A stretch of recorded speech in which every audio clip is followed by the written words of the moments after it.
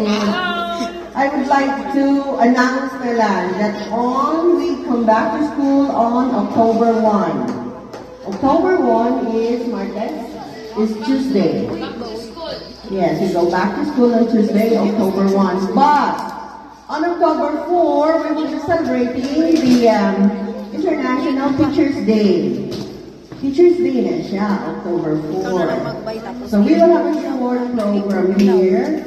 Dahil, kuan, tagaan na tribute ang mga teachers nato.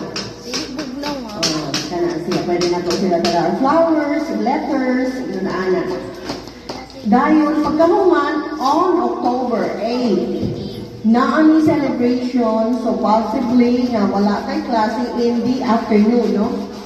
Kay ang ICAPES, ang tanan schools na members of private school will hold its Teachers Day celebration sa Lasal.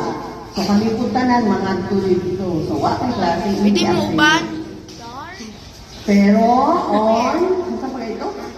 October, pagkahuman na sa kada bulan, hindi ka mag-exam. The first periodical exams will be on October 23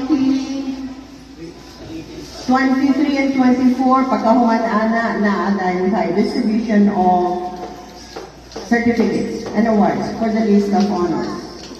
Mauna na siya, daghang salamat sa pag-aano ko sa anhi.